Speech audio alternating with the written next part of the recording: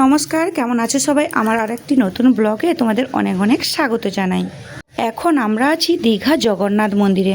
আগের ব্লগে তো তোমরা দেখেছো দীঘা জগন্নাথ মন্দিরটা কতটা বড়, কতটা সুন্দর দেখতে কেমন, তো তোমাদেরকে তো দেখিয়েছি। চলো এই ব্লগে কিন্তু আমরা আর মন্দিরটা দেখাচ্ছি না। এখন আমরা মন্দির থেকে বেরিয়ে এসেছি, এখন যাব আমরা কিছু খাবার খেতে। আর মন্দিরের আশেপাশে কিন্তু কোনো দোকানই নেই, তো তাই জন্য চলে আসলাম আমরা দীঘা ঘোড়াশালের কাছে।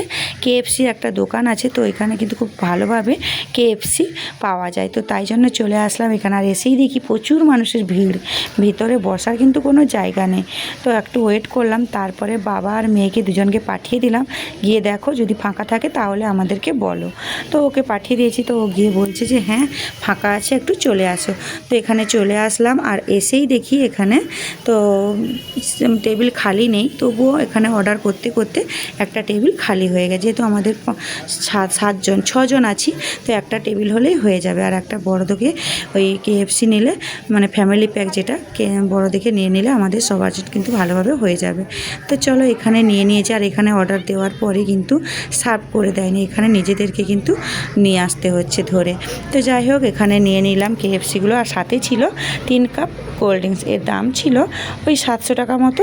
তো এগুলো তারপরে নিয়ে নিলাম। আর এত গরম পড়েছে, তো আমার তো মানে ভালো লাগছে না এত গরমে সারাদিন ঘোরাঘুরি করার পরে। তো তাই জন্য বললাম আমি আগে কোল্ড ড্রিঙ্কসটা খাই, তারপরে না হয় আমি কেএফসিটা খাবো। তো কোল্ড ড্রিঙ্কসটা খাওয়ার পরে তারপর কেএফসিটা টেস্ট করলাম। কেএফসিটা কিন্তু ভীষণ টেস্টি, খেতে দারুণ হয়েছিল, মুচি খেতে দারুণ। আর আমি বৃষ্টিকে জিজ্ঞেস করলাম কেমন হয়েছে খেয়ে বলো, তো ও বলছে দারুণ, কিন্তু ও মুখে বলতে পারছে না, মুখে তোর কেএফসি আছে, ও বলতে পারছে না, কিন্তু দারুণ হয়েছিল খেতে। খাওয়া দাওয়া শেষ করে এখন চলে আসলাম মন্দিরে।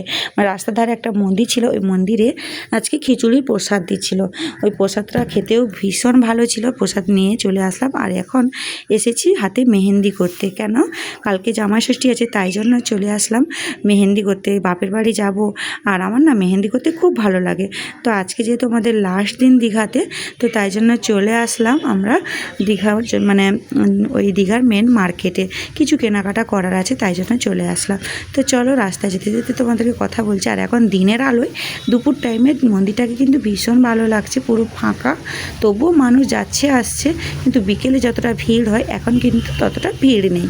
এখন আমরা চলে এসেছি বাজারে এসেই দেখি এখানে প্রচুর শাকসবজি, ফল, অনেক কিছুই পাওয়া যায়। তো যাই হোক, আর একটা মেন জিনিস আমি দেখলাম, এই যে হোটেলগুলো দেখতে পাচ্ছ ওই দিকে, তো ওই যে হোটেলগুলোর মধ্যে না একটা মানে ভালো সিস্টেম আছে, যে তুমি যদি বাইরে থেকে চাল ডাল নুন তেল দিয়ে দাও, মাছ দিয়ে দাও, খুব যত্ন সহকারে রান্না করে দিবে।